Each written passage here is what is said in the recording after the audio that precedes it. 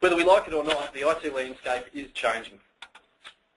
And I saw this quote recently and I thought it defined today's webinar perfectly. You change for two reasons: either you learn enough that you want to, or you've been hurt enough that you have to. There are organisations out there already that are exploring the cloud, that are learning about it and taking advantage of what it can deliver to their business. There are organisations out there who will be hurt by their competitors doing this ahead of time. But make no mistake, there's also organisations out there that have been hurt by jumping into the cloud, perhaps the wrong type of cloud, and not understanding the path that they're taking. So if you're out there still trying to work out whether the theme of this webinar is pro-cloud or anti-cloud, well, rest at ease, it's neither. Today is really about being prepared and understanding what you're dealing with and helping you make the right decisions to ensure that there's no hurt involved in this process. And if you think about decisions and paths to take, if you look at the organisations on the screen, they've all had a fair fall from grace. Whether it be in the television or video industry, I should say, literature, telecommunications, mobile devices, you name it, they've all really faded due to the innovation taken by others more willing. Some would say that the cloud is innovative. I might argue that a little based on some of the technology that's been around for a while, but it's certainly new to the marketplace as a term.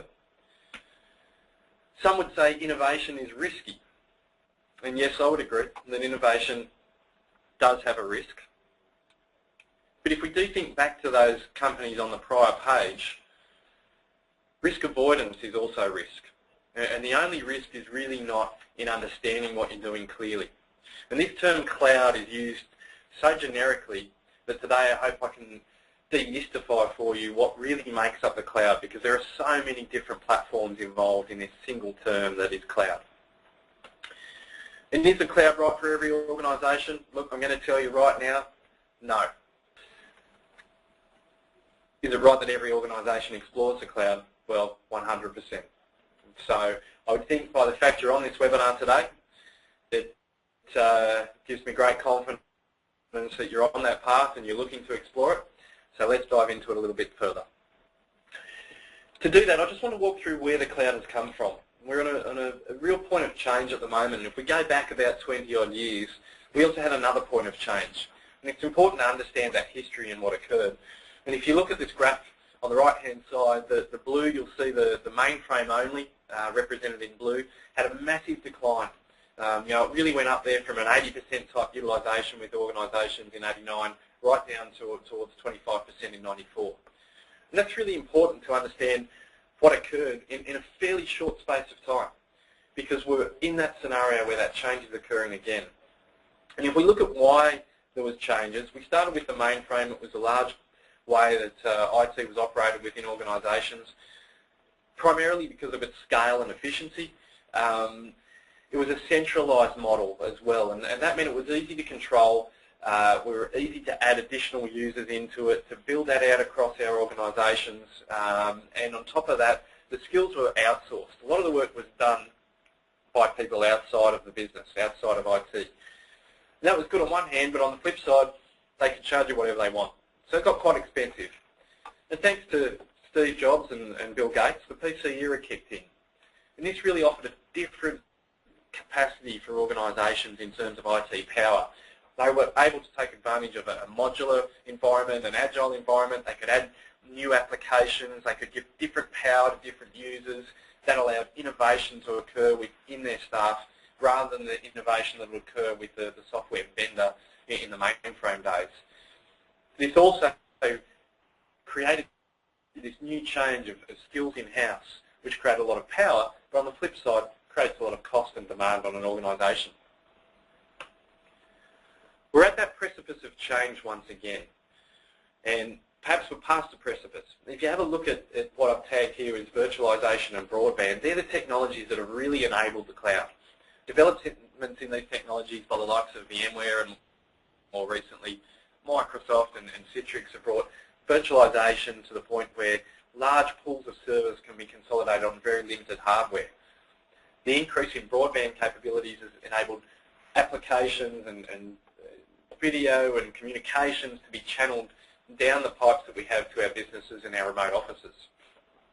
So that now has people questioning, with these technologies, do we want to be centralised or do we want to be distributed?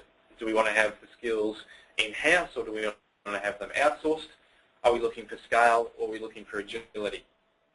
And I think in a couple of years, people will be very confident that that blue tag there where I've said virtualisation and broadband will become known as the cloud era. So, I've spoken here already about the number of different types of clouds. Let's start exploring some of those. Actually, before I do that, I've got a poll question here, just so that I know that there's other people on the line there, Scott. And that poll question is really around, do you use the cloud currently? Just interested. There might be organisations on here or people on the cloud that are currently cloud users. So just have a look. How many of the organisations out there are cloud users already? Okay, we're getting some good results through, trending here, about 30%, about a third of those people look to be cloud users, and about 67% appear to be non-cloud users. Scott, can I just get you to actually hold on that thought? I just want to throw up a few logos here. And we can see there's a number of different services out there. Number of different, perhaps, cloud services out there. You know, be it Gmail or Hotmail, Facebook, Twitter, YouTube, you name it. I'm going to be a bit cheeky here. I know probably most of you are probably thinking corporate services at this point, but given that these are cloud services, Scott, can I get you to run that poll one more time and just see if we get a different answer now? Based on what you've seen with these logos here, do you think you're now a cloud user?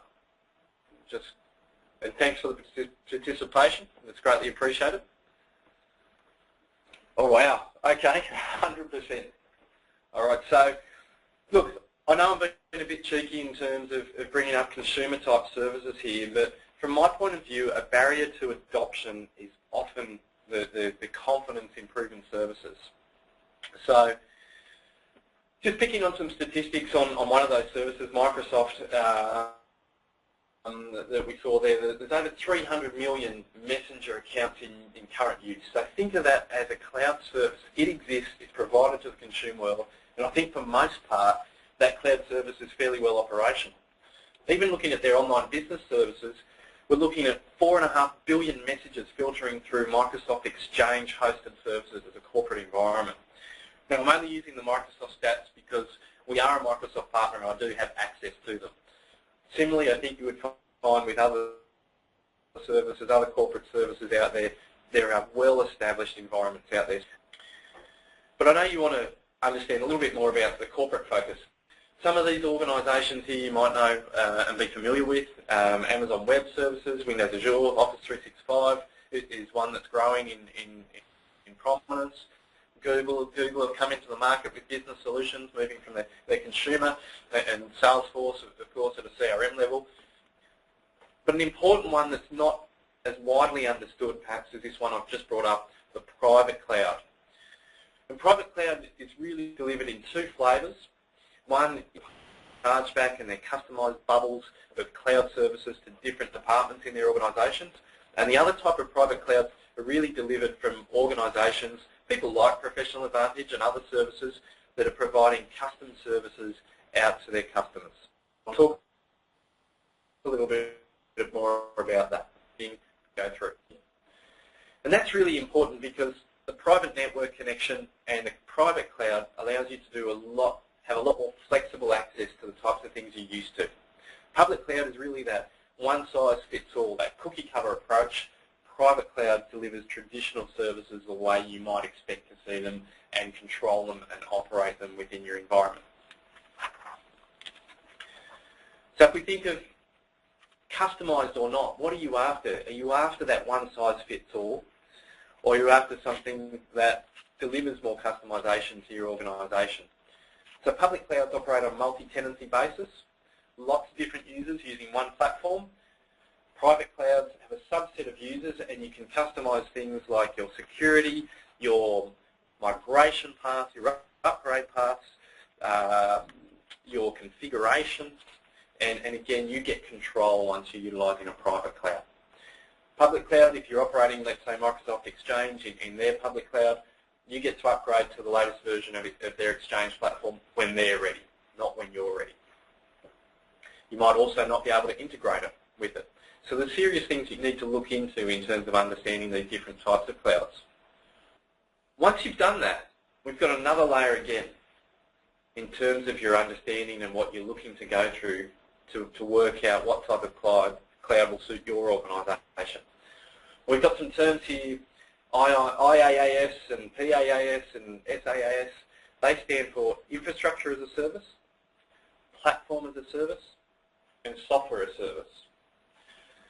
And these platforms are available both in private cloud solutions and public cloud solutions. If we think of a common public cloud one around infrastructure as a service, it might be Amazon Web Services. You might want to just run up a pay-as-you-go service in the cloud very quickly, cost-effectively. It's fairly cheap. It's accessible via the internet. You don't have to go to the business or the directors in your organisation to think about how you're going to bring in another server, how you're going to back up that server. You might only want it for a temporary purpose.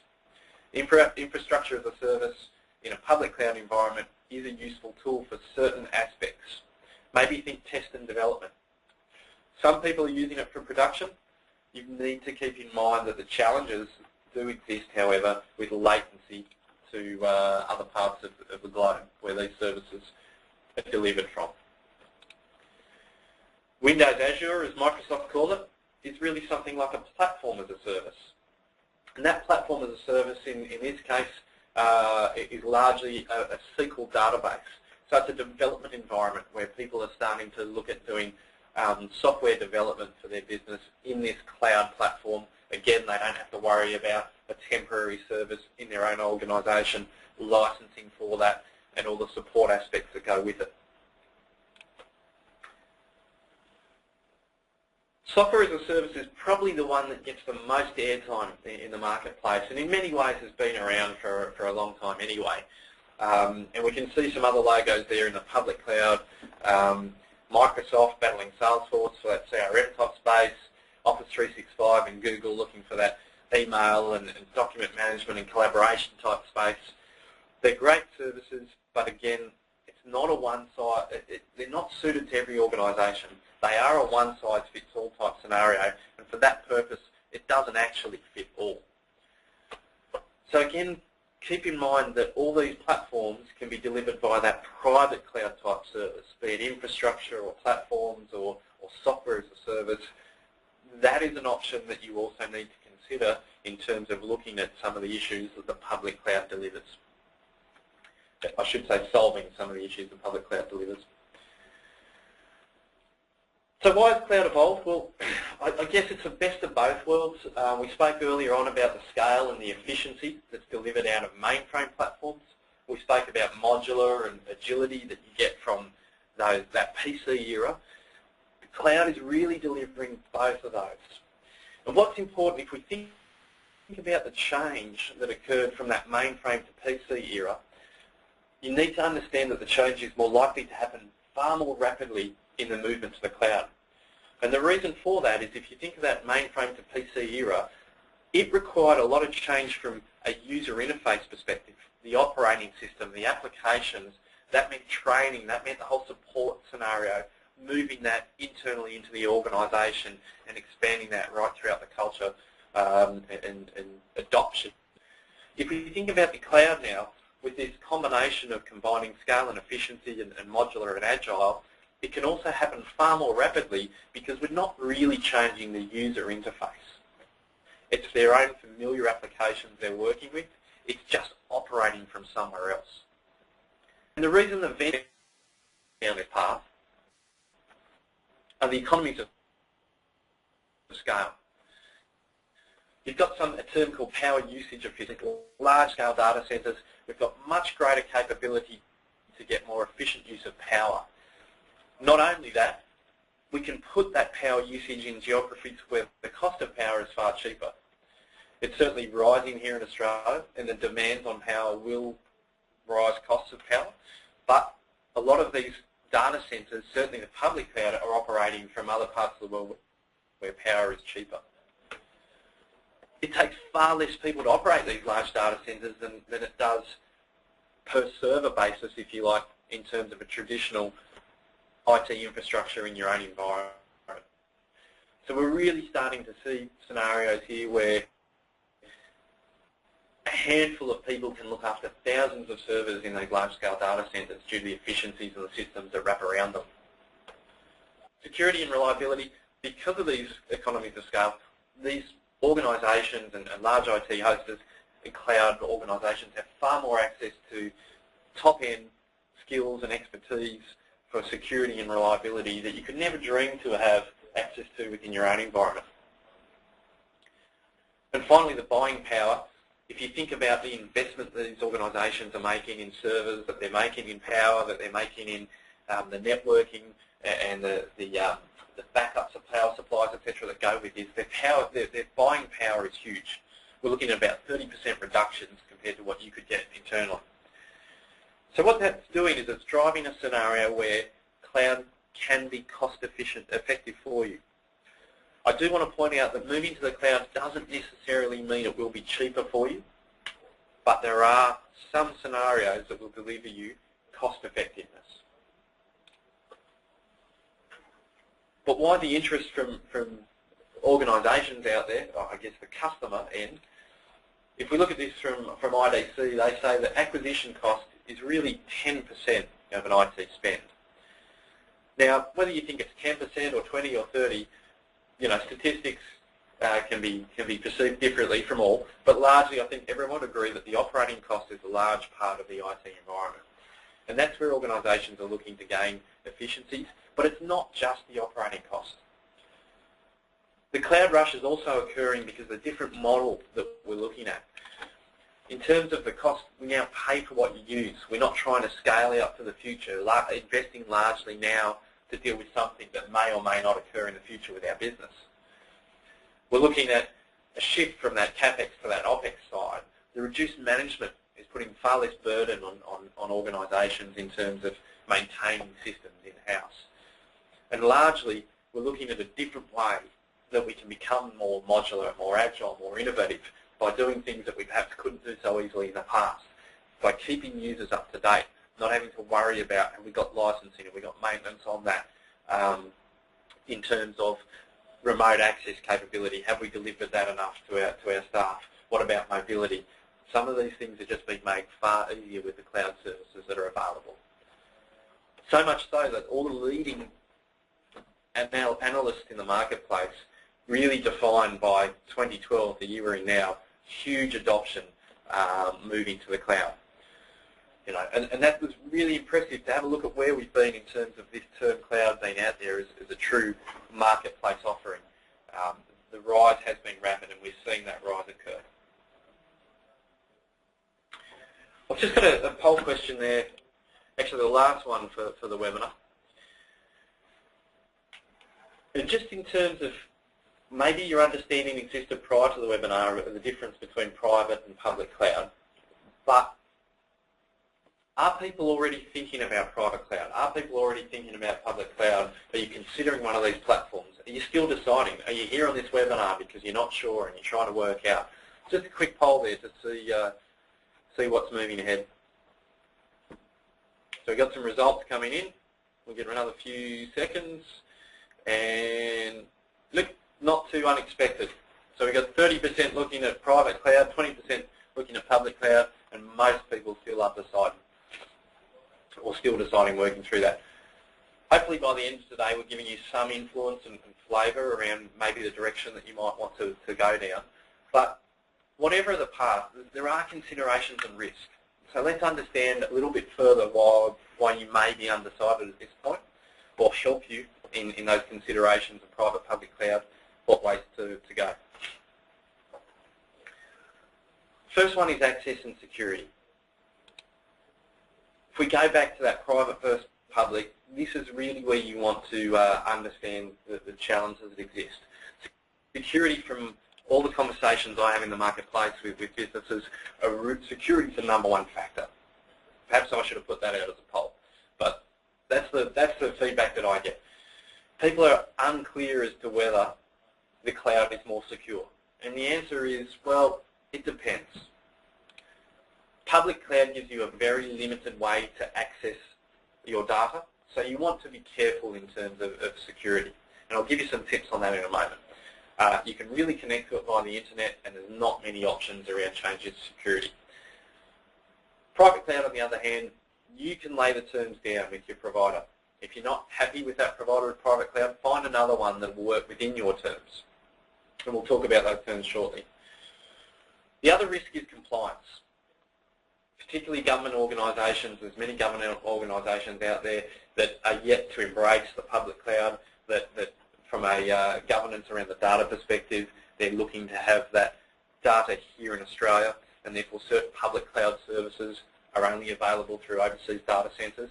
So compliance is an important one, not just in the government space, but you want to have a look at your customers in terms of who you're dealing with, and if you're sharing and connecting data in any way with them and looking at storing that in the cloud, are they going to be comfortable with where that data resides, if it resides outside of the borders of Australia? It's an important one to check. Data protection, another one. Can you get that data easily from the vendor? It's not always the case. Once you put your data into a certain cloud scenario, it's not always that easy to get that data out of there. So we work with a lot of organisations around SharePoint platforms as well, and some of those organisations are looking at putting data in the public cloud. One of the biggest demands today is third-party tools to be able to copy that data from that public cloud and bring that down locally so that they can avoid any risk with what happens in that public cloud. They've got a copy of their data locally. So there are ways around it. They're just important things that you need to understand, that a move to the cloud might not just be the service fee that you pay that cloud provider, but might also be other fringe solutions you need to do to gain the assurity and confidence in that platform. The final one is lock-in. How easy is it to move away from that environment, be it public or private cloud? A lot of vendors will provide a lock-in scenario where you really can't integrate with anything in their environment. So you get stuck within the framework that they have, and you perhaps have to pay more for additional services from that vendor to operate within their framework. It's really important to understand that and ask questions about integration, likely now or in the future. If you need to go down that path, what options are available to you? Again, it comes back to this idea of which model. Is it public cloud or is it private cloud? Infrastructure as a service, software as a service, is it platform as a service? And these different models will have different capabilities around this. So some tips that largely were provided by Gartner around this are these four things. Look at assurance. How can we be sure the technology works continuously and effectively? Obviously that's something you do when you make any business decision and any business investment, but you really want to target down deep with the provider, understand how it's working, get some third-party understanding if you need to. If you don't have that internally and you struggle to work out what they're telling you, if it gets too technical, get some detailed understanding of how that's going to work continuously and effectively for your business. The next one is integration. I spoke about that. Is it possible with non-cloud data and other partners? What can you connect? Ask the questions, work it out. Even if it's not a requirement for you today, you don't know if it's going to be a requirement tomorrow. Security. Ask what options are available to you. How can you ensure that your data and processes are protected effectively? What can you do in terms of other modes of security that are not delivered standard within their fees they provide? And lastly, the service. How can you determine the value-added services provided? Particularly when you start looking at private cloud, you will see that there's a huge difference in terms of each provider, how they cost things, what sort of services they provide, in terms of monitoring solutions, in terms of upgrades, in terms of the licensing that's provided for you, in terms of the reporting back to you, the help desk services. There are so many different variants when you're looking at that. Private cloud will offer you so much more in terms of flexibility, but it offers you a minefield of trying to understand those services from a provider. So spend some time with them, walk through it, understand the strengths and weaknesses and how they work for your organisation. On the security side, I'll touch on this one because, as I said, it seems to be the largest barrier or fear that people tend to have in terms of the cloud. Pick the right applications for the cloud. You might choose public cloud for certain things. As I said, maybe test and development, and that's going to suit you fine in the public cloud. Private cloud, you might want to look a bit more for production environments. Add layers of security. Think about things like VPNs instead of using the internet to connect to it. Think about things like two-factor authentication.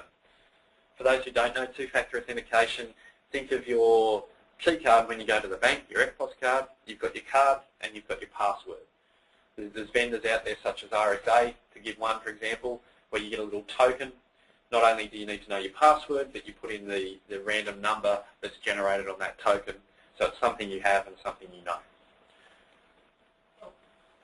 Understand that there will be a trade-off on performance. The more layers of security that you put in place could have an impact on performance.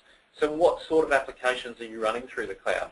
How are they operating? Is it coming through a thin client type delivery, be it a Citrix or a terminal server, remote desktop type environment, or is it pure web-based, and how is security going to impact those environments?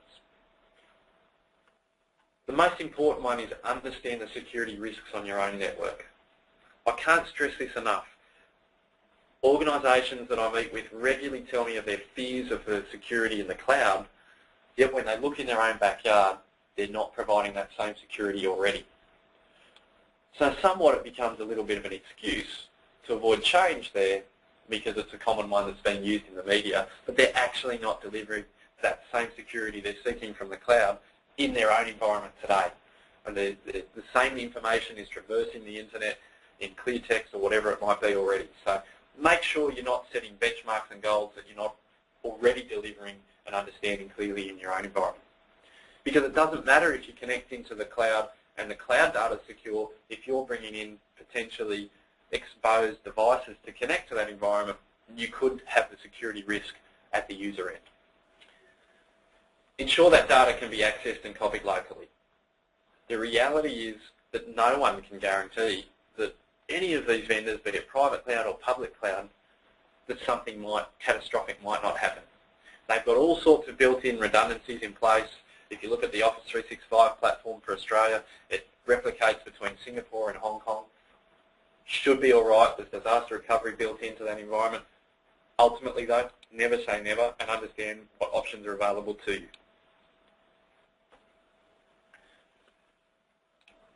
So while there's a fair bit of doomsaying in those messages, and I don't say doomsaying to scare you away, I'm providing those tips to make sure you are prepared and you make the right decisions, you take the right path in terms of the applications. There are huge opportunities. Again, messages from Gartner, think about agility. How can the cloud make change easier, faster, more effective? Think about the types of services that you can operate from the cloud. It might not have to be everything goes from the cloud. It might be just specific services that you say, hey, we can operate better, we can expand, we can scale, we don't have to worry about capital expenditure, figuring out how we put this additional infrastructure into our environment, how we support it, understand that agility. Understand the cost impact. Can you reduce your operating or your startup costs? Can you achieve certain services more cost effectively that you're doing today? It might be unified communications, it might be email. Again, it might be that test and dev environment. It could be everything. We can't tell you that today because every organisation is different in terms of how they're structured. That's something where you need to work through the sums, build up a spreadsheet. Don't just understand the capital outlay for purchasing new things, do a detailed understanding of what your operational costs are, because that's where you will see potential gains. Again, the reduction of complexity. By moving to the cloud, can we look at an integrated service more cost effectively, and can we get there easier? Can we increase our focus? We recently had an organisation move to private cloud with Professional Advantage that were able to take one of their accountants who was doubling as an IT resource, put him back into an IT billable role in the organisation, increasing their focus and saving significant dollars in terms of their platform and their IT support. It's not the same for everyone though. What are your costs today? What are you doing? How can you increase your focus and reduce complexity for a benefit? And the large one is innovation. The last one, sorry, is innovation. What can we do now that was more difficult or perhaps impossible in the past through the infrastructure that you had there, through the capabilities that you had? Again, they're not things I can tell you. They're not things that we can preach to you, that there's one way to go. It's analysis that you have to take on yourselves. So should I be all in, to use a Microsoft term? They said they were all in the cloud, jumping in with 2 feet. Well, you need to ask yourself, is the cloud going to be an enabler? Because if it's not, don't be all in. You need to ask yourself, is it cheaper? It might not be the defining purpose, but obviously it's important. But there are many organisations willing to spend a bit more because of the other benefits they get. Is it for everything? For some organisations, yes. For some organisations, no. So you need to work out, therefore, is the cloud something for you? There are some key implementation considerations that I want you to be aware of. Understand the cost in getting there. Largely, migrations to the cloud are not significantly cheaper than migrations of on-premise infrastructure to a new on-premise infrastructure. There are still services to migrate that data. There's still configuration. There's still user adoption and support considerations. There are significant costs in getting there. Understand whether you can get there without disruption. That might be key to the type of business that you are. What sort of downtime is going to occur in changing this platform, in going with a new change? Is it worth it for you? Can you do a migration of services in a phased approach? Can you start perhaps with one service, be it email, and then look at your business applications down the line, or vice versa? What can be delivered there to give you comfort in the fact that the cloud is for your organisation? And the most important one, can you roll back if it doesn't work? And I would almost go to the point of saying, hey, if you can't roll back, then be careful. You don't want to be one of those organisations that's hurt from the different aspect of moving to the cloud.